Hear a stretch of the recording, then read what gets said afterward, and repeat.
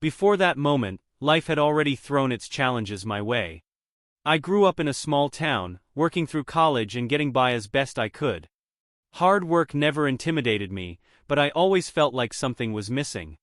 Marriage followed, not out of love. Before that moment, life had already thrown its challenges my way. I grew up in a small town, working through college and getting by as best I could. Hard work never intimidated me, but I always felt like something was missing.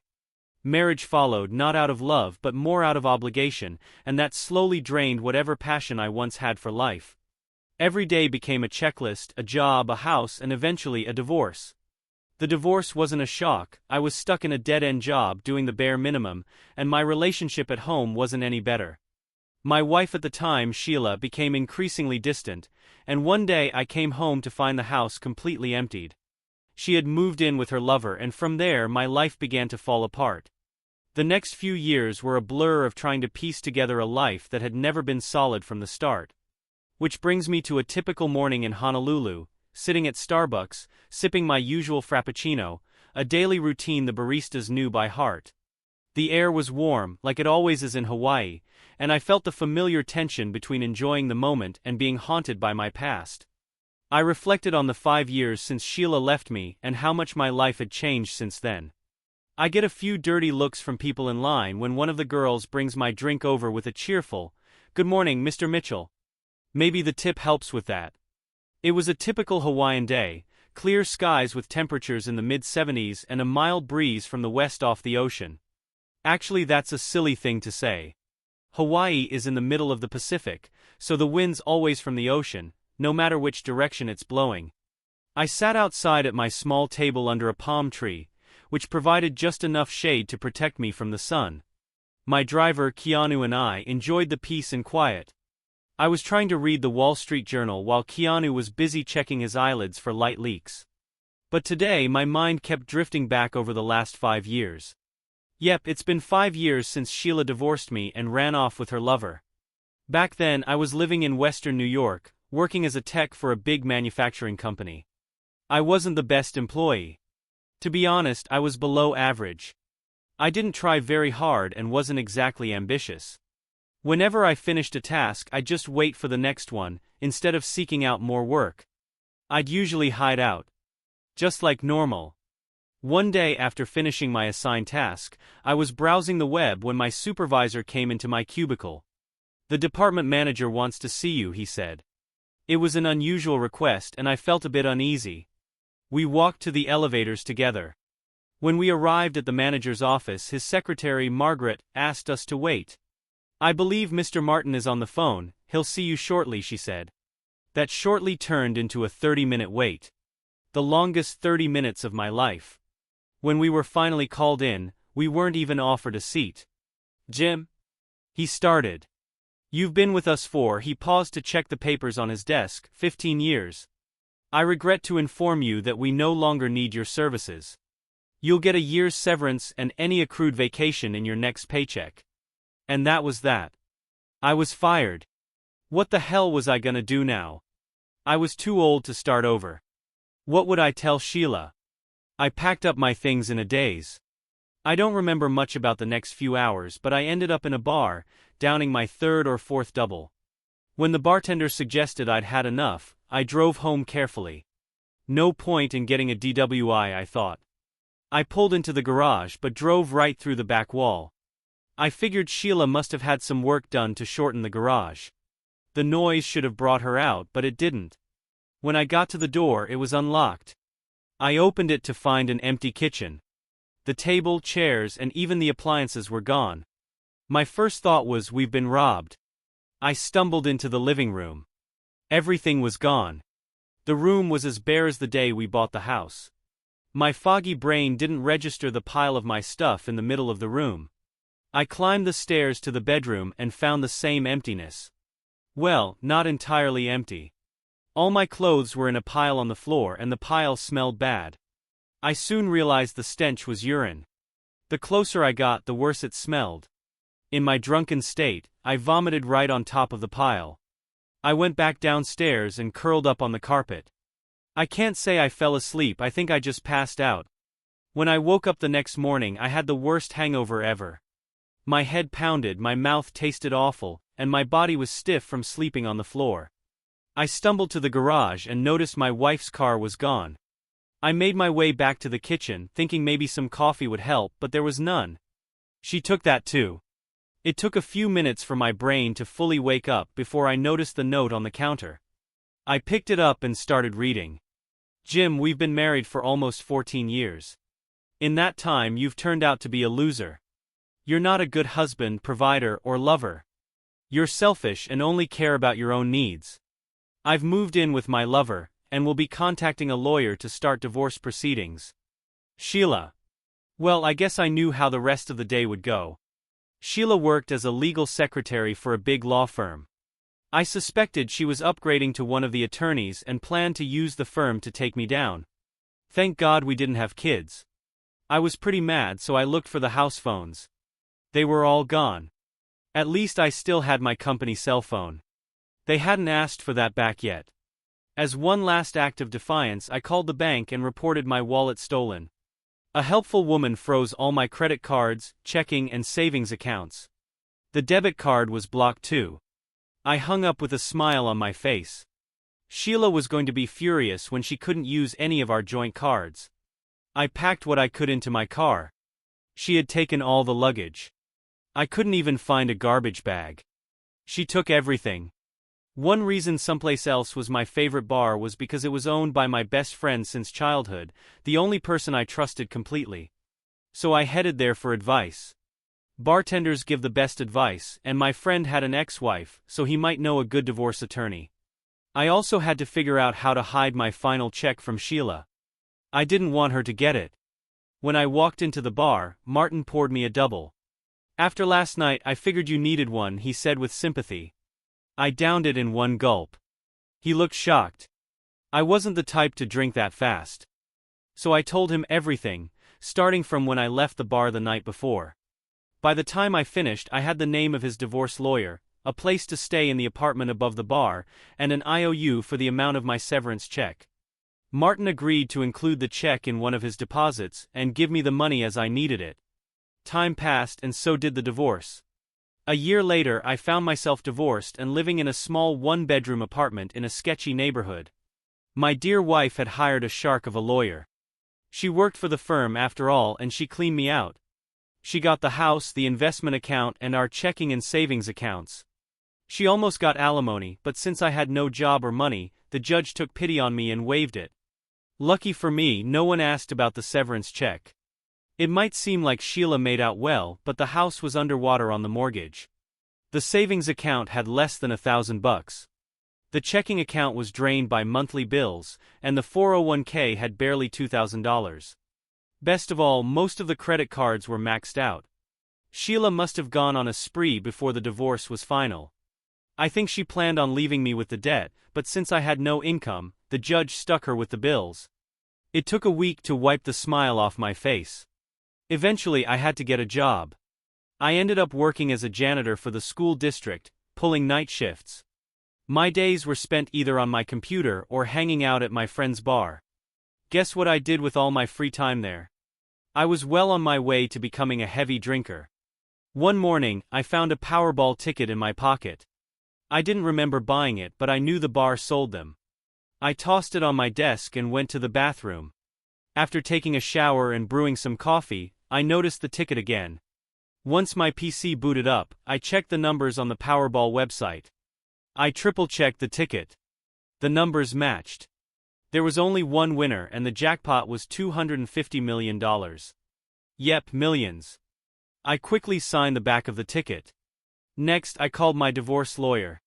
It was Sunday, so I got his answering machine. A couple of hours later, he called back. Apparently, he didn't have much going on that day either. I won, I told him. We set up a meeting for Monday. The next day, we spent hours discussing trusts, investments, tax strategies, and most importantly, how to make sure my ex didn't get any of the money. It took almost a month to set up all the accounts and finalize everything. 2 weeks later, I was looking at property in Hawaii. I wanted a luxury place on one of the hills near Hawaii Kai, a suburb of Honolulu. It took almost a year to get the house just how I wanted it. Now, I'm finally settled in and enjoying the good life. My favorite memory from this time was when I got a call from my lawyer. Apparently, my ex-wife had heard about my lottery win and wanted to talk. My lawyer shut her down immediately. That's when I knew I'd picked the right guy. So there I was, sipping my frap and lost in thought, when I got that strange feeling of being watched. I was about to alert my driver, but then I looked around and noticed a little girl, maybe 5 or 6, staring at me. She had long dark hair and the most beautiful blue eyes I'd ever seen, but they were full of sadness. She was clutching a small doll and holding a blanket to her nose. She tugged at my heart, and all I wanted to do was hug her and take her problems away. I gave her my friendliest smile. I didn't want to scare her. At the same time, I scanned the area for a parent. Surely, no responsible parent would let a child wander around like this. But I saw no one. I signaled one of the counter girls and, using some improvised gestures, asked her, "Who is she?" She asked the others, but they all just shrugged. By then, a few women sitting nearby had noticed. When I looked at them, they all shook their heads. No one knew the girl. She started to tear up, so I gave her a soft smile and handed her my clean handkerchief. She took it but just stood there holding it. I gently wiped her tears away, and in return, she gave me a small smile and handed back the now dirty hanky. A couple of the women came over to talk to the little girl. One pulled out her phone and called emergency. I heard her tell the operator about a lost child. After she hung up, she turned to me and said, "5 minutes?" The little girl began making soft noises, so I ran my fingers through her hair and gave her a gentle kiss on the top of her head. She looked up at me and said, "Grazie Bulbi." It had been 20 years, but I recognized the phrase. She was speaking Italian. "Thank you, Grandpa." Back in the late 80s, I'd been stationed in Italy with the US Army and learned quite a bit of the language. If you wanted to get anywhere with the local women, speaking Italian was essential. And now this little girl was speaking Italian. "Bella ciao, Illinois mio nome Jim," I said, which means, "Hi beautiful, my name is Jim." Her eyes lit up and she smiled widely, hugging me even tighter. "Quali il tuo nome, Bella?" I asked her, meaning, "What's your name, beautiful?" She responded, "Bella." I tried a few more times to get a different answer, but all she would say was, "Bella." So I shifted gears. "Aqua, water?" I asked. She smiled a little, so I took her hand and we walked into Starbucks. As we looked at the drink cooler, one of the baristas made her a small caramel frappuccino. After just one sip, Bella was hooked. She smiled at the barista and said, "Grazie." We returned to my table, and Bella sat beside me, sipping her treat slowly. I noticed a Honolulu police cruiser pull up, so I waved at the officers. They came over and I explained that Bella seemed either lost or abandoned. One officer tried speaking to her in English, but it wasn't working. His frustration was clear, and that's when his partner saw the smile on my face. "Do you know why she's not talking to us?" the officer asked me. I nodded. "She only speaks Italian." "My Italian is rusty, it's been 20 years, but I've managed a bit." "Do you have anyone who speaks the language?" At that moment, Bella tugged on my shirt and whispered, "Bagno?" I understood. "Bathroom?" I asked, looking at one of the women nearby. I asked her to help Bella, but Bella wouldn't go alone, so the three of us went together. I waited in the hall and Bella called out a couple of times just to make sure I was still there. When we got back, the police told me they couldn't find anyone who spoke Italian, so they called Child Protective Services, CPS, and a caseworker was on the way. 2 hours later, after having lunch with the officers and Bella at McDonald's, she knew exactly what she wanted. We returned to Starbucks. A furious caseworker was waiting for us, immediately yelling at the officers. "Why did you make me wait so long? You've wasted my time," she shouted. The officers weren't having any of her attitude, and soon a shouting match broke out. Bella was scared, so I took her away from the noise. The caseworker saw me and screamed, "He's stealing that child. Stop him." I pulled out my phone and made some calls.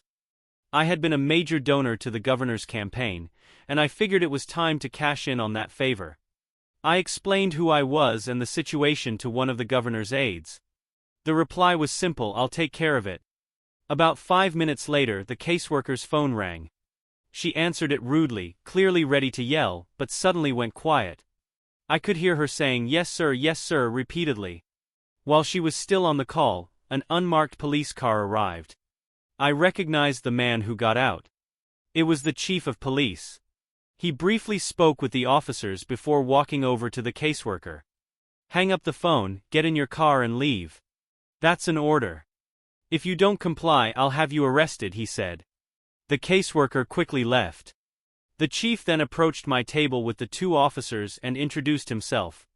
Did either of my officers treat you poorly or act discourteously during your interactions, he asked. No sir, they were polite and helpful. They've been trying to find a translator to help communicate with the girl, I responded. The two patrol officers smiled at me. The chief sat down and we began discussing little Bella. The officers returned to their patrol duties while we brainstormed what to do with my new little friend. We decided that Bella would stay with me until her parents or relatives were found, and they would continue to look for an Italian translator. My driver had gone back to my house to do some yard work, so I called to arrange for a pickup. The rest of the afternoon would be spent shopping for a wardrobe of little girl clothes for Bella.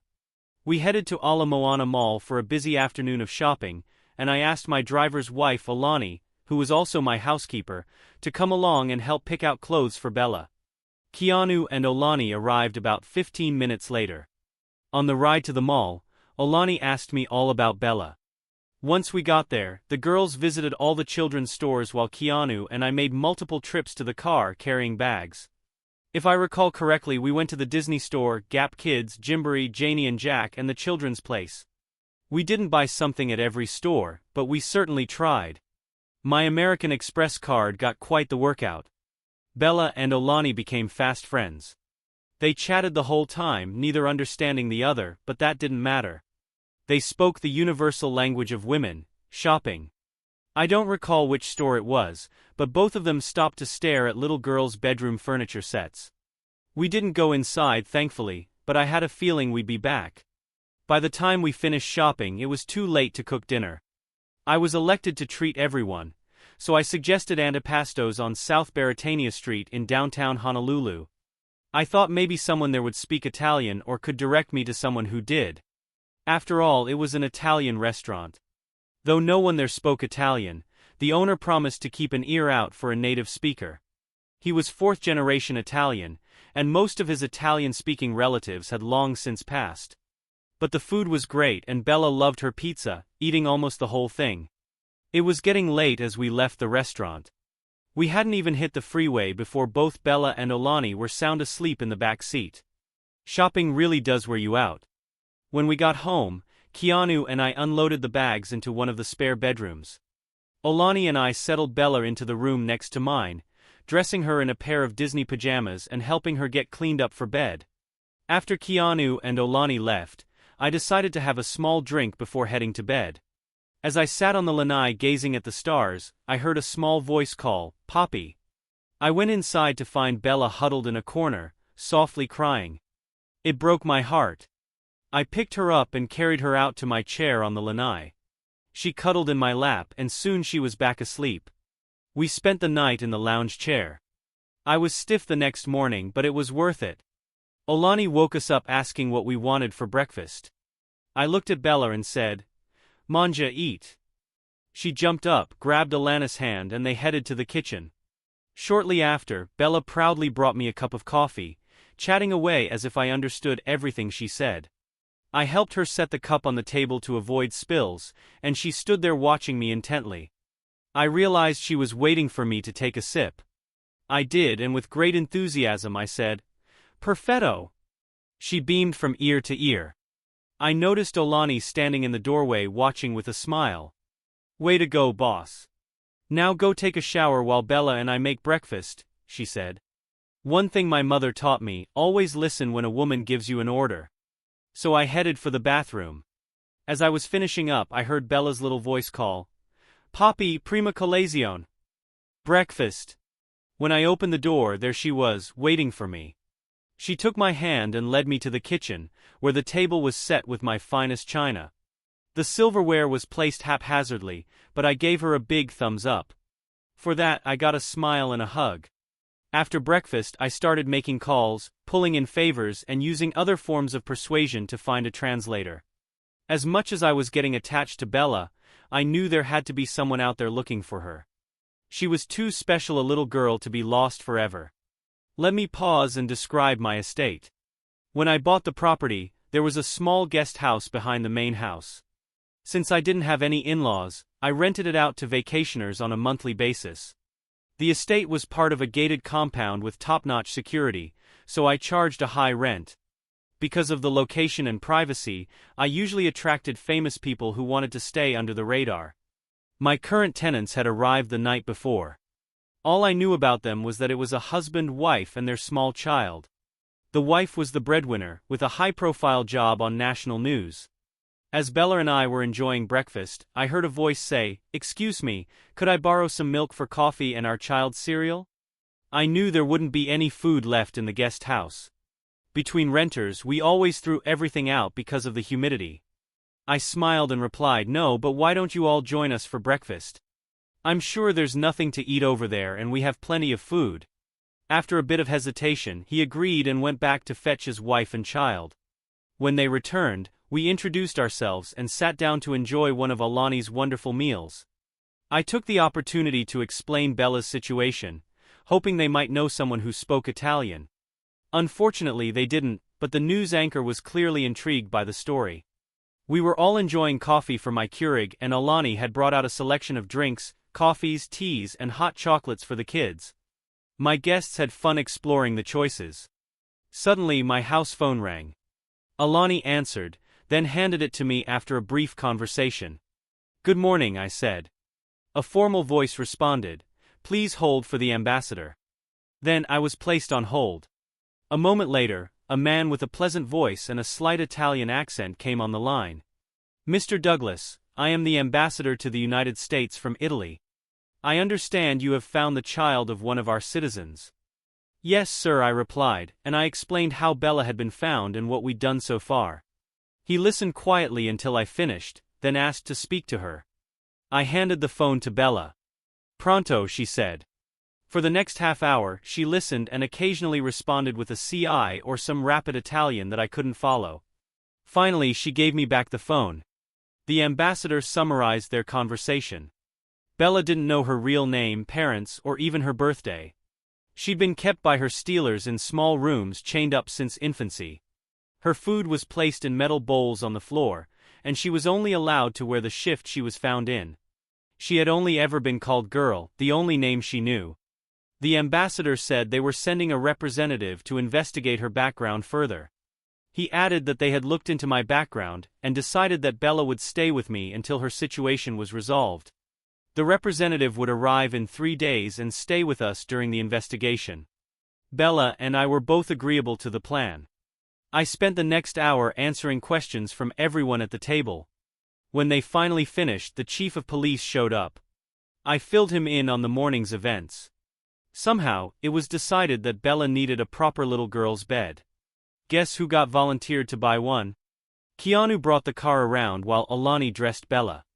Our renters decided to join us at the mall, though I suspected the husband wasn't thrilled about spending his vacation day shopping. With little effort, I convinced him to spend the day at the golf course instead. We all fit comfortably into my Bentley.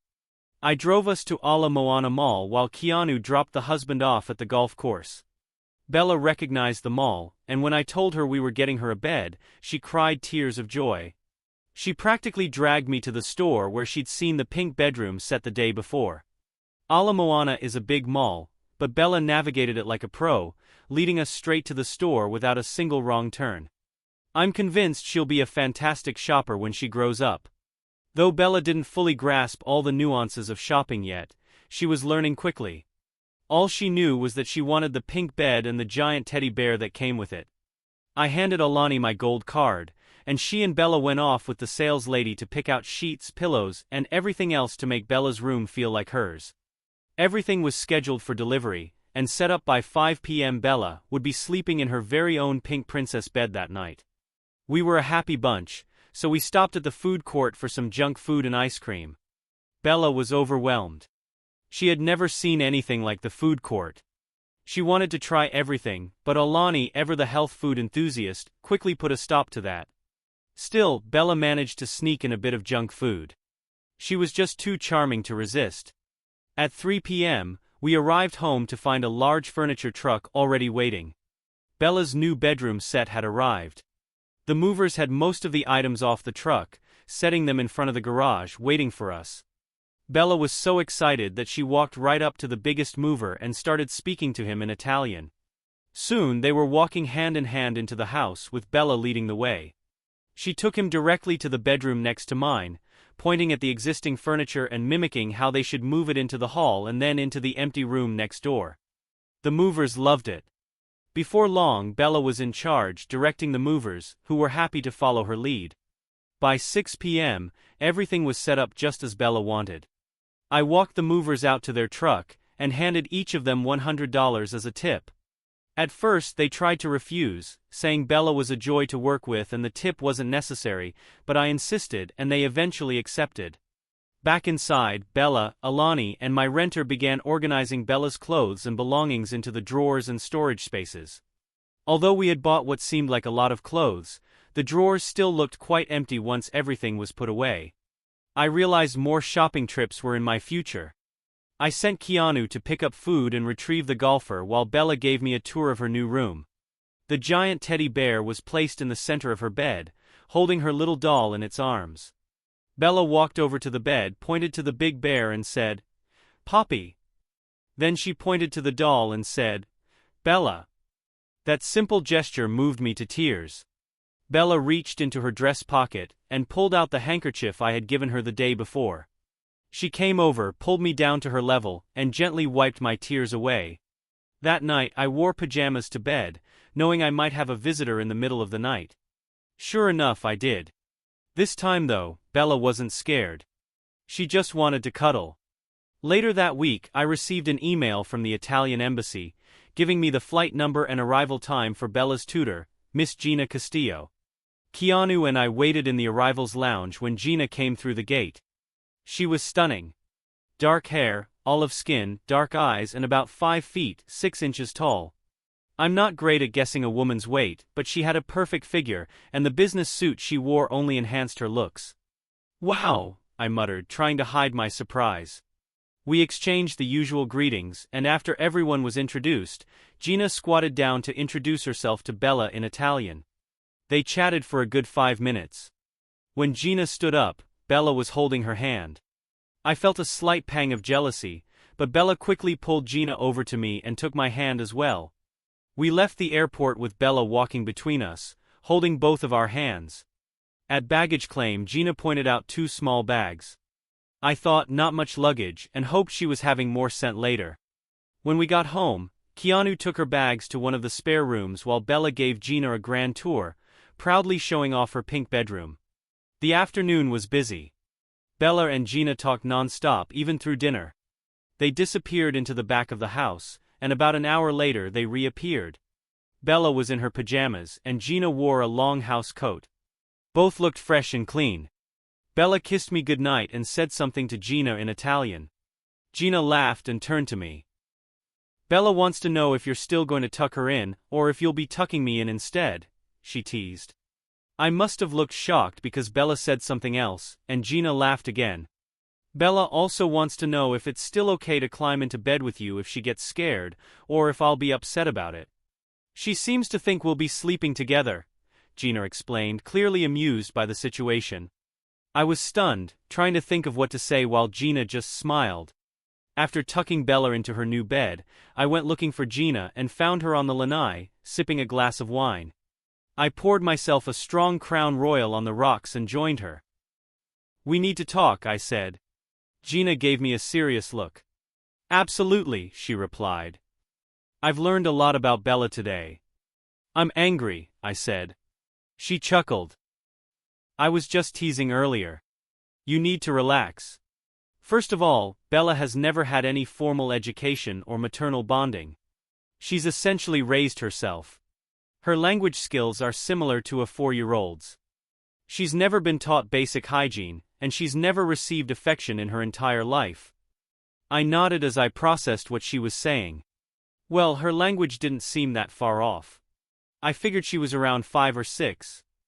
Gina shook her head. Sorry, but based on what I can tell, she's closer to 10 or 11. Gina went on to explain her qualifications as a child philologist, educated in Rome and Switzerland. Bella was essentially a blank slate, and we had the opportunity to help shape her into a productive member of society. I was determined to help. Bella thinks of this place as hers too, Gina noted. You'll need to be careful how you refer to it around her. I was still trying to process her age, but Gina kept going. Next, I'll begin teaching her English. As her English improves, I want you to start reading to her at bedtime. It will help her learn the language and also help her understand affection.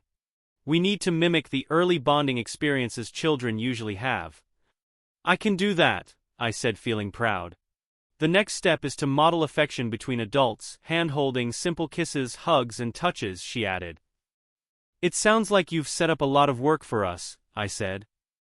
How long will you be staying, and does your husband or boyfriend mind? I asked, hoping I wasn't crossing a line. She smiled. I don't have anyone in my life right now. As for how long, we'll see. Get some rest and make sure Bella joins you if she gets lonely, she added.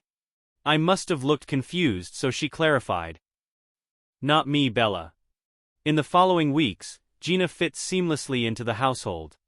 She and Bella were inseparable, like two parts of a whole. Wherever Bella was, Gina wasn't far behind. Gina was patient, always teaching Bella, blending Italian and English in a smooth rhythm. Soon Bella began answering more in English. The next surprise came when the UPS driver delivered several boxes full of schoolbooks. Gina had arranged for homeschooling.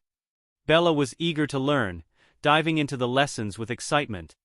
Gina set up a little classroom in one of the spare rooms, and they spent at least 4 hours each morning on Bella's education. After lunch, they did girl things, as they called it, and sometimes continued lessons before dinner. When Gina wasn't available, I stepped in as the teacher. Bella would diligently ask questions in English, and under Gina's strict orders, I answered only in English. Bella would sit with her Italian-English dictionary, flipping through pages, trying to understand my responses.